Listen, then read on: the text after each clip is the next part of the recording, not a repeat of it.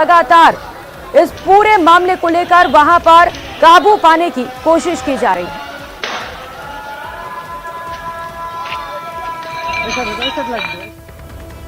और रुक लेते हैं एक और बड़ी खबर का। जयपुर से बड़ी खबर है। आरटीएच यानी कि राइट टू हेल्थ बिल पर बवाल लगातार जारी है। सीएम की डॉक्टर्स के प्रतिनिधि मंडल से मुलाकात नहीं हो सकी। डॉक्टर वीरेंद्र सिंह ने सीएम से मुलाकात की। सीएम ने पीसीसी चीफ गोविंद सिंह डोटासरा से बात करने को कहा है। कल पीसीसी चीफ से डॉक्टर्स की मुलाकात हो सकती है, तो कल का दिन बेहद अहम रहने वाला है। मुख्यमंत्री अशोक गहलोत ने एक डॉक्टर से कहा है कि कल पीसीसी से बात करें। सीएम साहब के मिलने के लिए 15 डॉक्टर्स का डेलीगेशन गया था और हमारे साथ में डॉक्टर वीरेंद्र सिंह जी थे, जो कि पूर्व मेडिकल सुपरिटेंडेंट हैं एसएमएस के। अंदर वीरेंद्र सिंह जी गए थे, उन्होंने ही बात रखी। हमारी जो भावना थी कि बिल में जो चीज़ें हैं, जिस हिसाब से इसमें जो ड्यूटीज़ हैं, पेनल्टीज़ हैं, इसके हिसाब से डॉक्टर काम नहीं कर पाएंगे। और इस हिसाब से अगर रखी गई हैं ये पेनल्टीज़ वगैरह, तो गवर्नमेंट सेटअप में भी काम करना मुश्किल हो जाता है। और इस तरह की मुश्किलों में अगर डॉक्टर काम करेंगे तो डॉक्टर ही काम करेंगे, डॉक्टर ही को ही सज़ा मिलेगी और डॉक्टर ही बदनाम होंगे।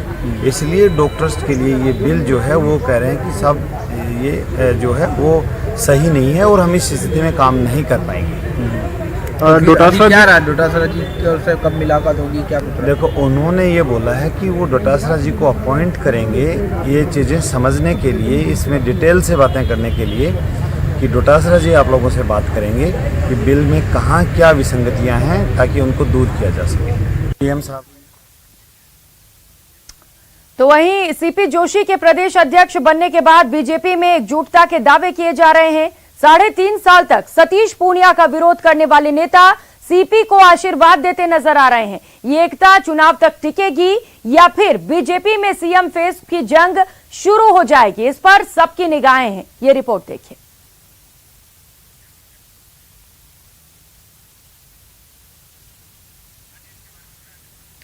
ठीक है, ये रिपोर्ट आपको दिखाएंगे, लेकिन उससे पहले आरटीएच को लेकर लगातार रात जारी है। सामूहिक अवकाश के बाद प्रदेश में डॉक्टर्स हड़ताल पर चले गए हैं। कई डॉक्टर कार्य बहिष्कार कर रहे हैं, तो कई जगहों पर चक्का जाम भी किया जा रहा है। आलम यह है कि मरीजों की जान अब कथित भगवान कहे जाने वाले भगवान भरोसे के हाथ में है।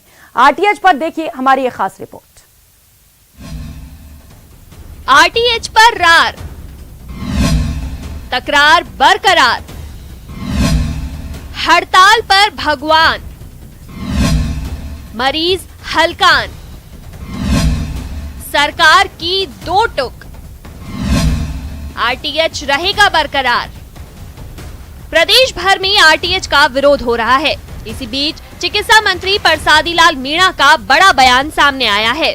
उन्होंने अपने इस बयान से स्पष्ट कर दिया है कि आरटीएच बिल कभी वापस होने वाला नहीं है।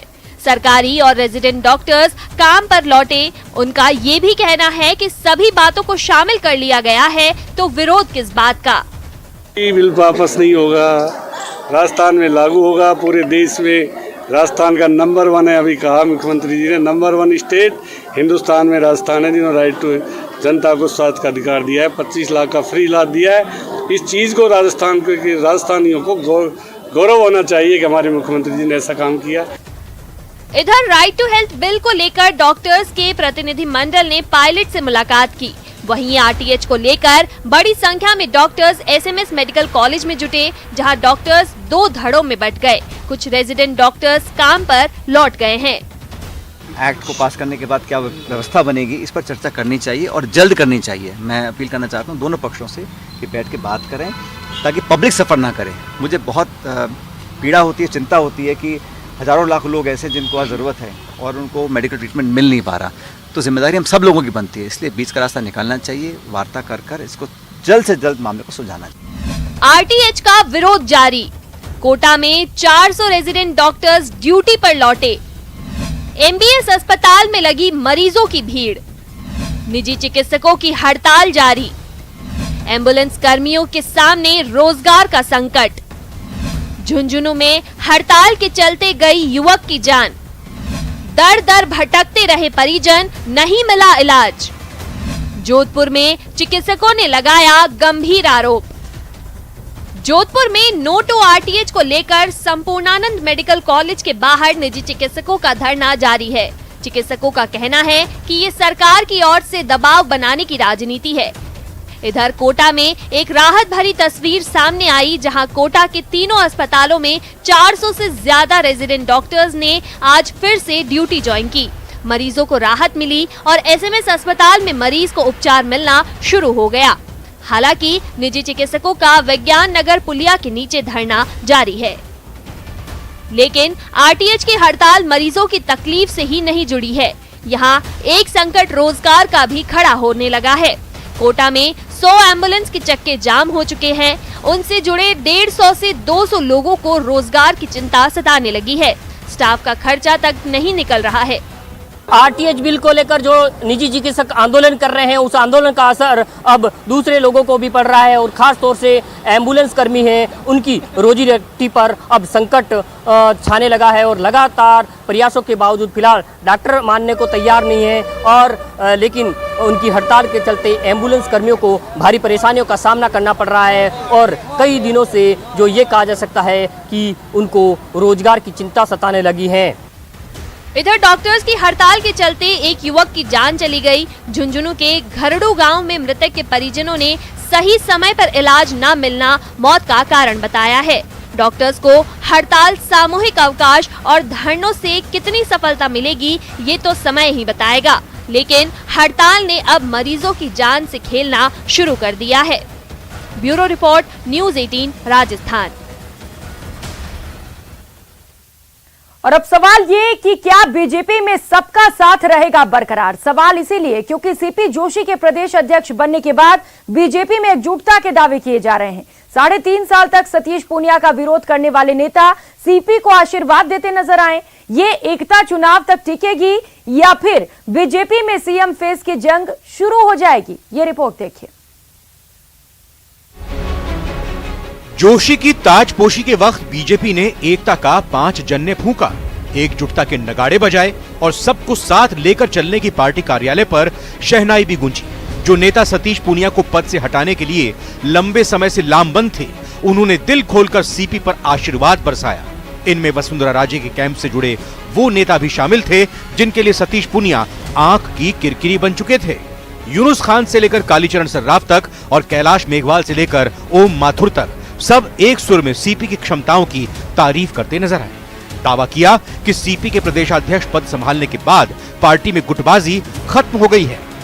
मैं मानता हूं कि भारतीय जनता पार्टी में किसी तरह का कोई गुटबाजी नहीं है, कोई एक दूसरे के प्रति जो है वो नहीं है अविश्वास, और पार्टी एक हो गई आज सीपी जोशी के नेतृत्व में, ऐसा मेरा मानना है।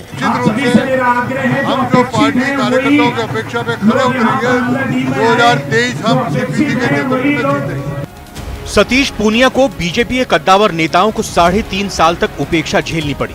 पूनिया के खिलाफ बयानों का सैलाब मीडिया की सुर्खियां बना रहा। कभी पोस्टर पर वार हुए तो कभी जन आक्रोश यात्राओं में सहयोग नहीं करने के मुद्दे छाए रहे। पूनिया के खिलाफ कई नेता दिल्ली दरबार में लगातार शिकायतों के पुलिंदे पहुंचाते रहे। आखिरी दिनों में किरोड़ी लाल मीणा से पूनिया का 36 का आंकड़ा बना रहा। इन सब के बावजूद प्रदेश प्रभारी अरुण सिंह यही बयान देते रहे कि सतीश पूनिया ही विधानसभा चुनाव तक अध्यक्ष रहेंगे, मगर नेताओं ने यही बात फैलाई कि पूनिया कार्यकाल पूरा नहीं कर पाएंगे। वरिष्ठ नेताओं के भारी विरोध के बावजूद पूनिया कार्यकर्ताओं के बीच पूरी हिम्मत के साथ टिके रहे। एक युवा सांसद को प्रदेश अध्यक्ष बनने से एक नई ऊर्जा आएगी। निश्चित रूप से युवाओं के साथ सब में एक नया जोश आएगा और भारतीय जनता पार्टी बहुत और तेजी के साथ आगे बढ़ेगी। एक नया जोश, एक नई उमंग आज राजस्थान प्रदेश कार्यालय में देखने को मिली। एक नए संगठन का विस्तार होगा। मैंने उनको खूब नजदीक से देखा है। मैं सोचता हूँ उनके प्रदेश बनने के कारण भारतीय जनता पार्टी में बिल्कुल नया बनाएगा और सब मिलकर एकजुट होकर भारतीय जनता पार्टी को जिताएंगे, पुनः सरकार बनाएंगे। बीजेपी में सीपी के अध्यक्ष बनने के बाद अब सिर्फ 2 चेहरे हैं, एक सीपी जोशी और दूसरा वसुंधरा राजे का। सीपी राजेश समर्थकों के शुरुआती आशीर्वाद से भले ही गदगद हैं, लेकिन पार्टी के भीतर सत्ता का संघर्ष थम जाएगा, इस पर निगाहें टिकी रहेंगी। आखिर वसुंधरा राजे के लिए किसी भी हद तक जाने को तैयार बैठे नेता और कार्यकर्ता कितने दिन सीपी का साथ देंगे, ये आने वाले महीनों में ही साफ हो पाएगा।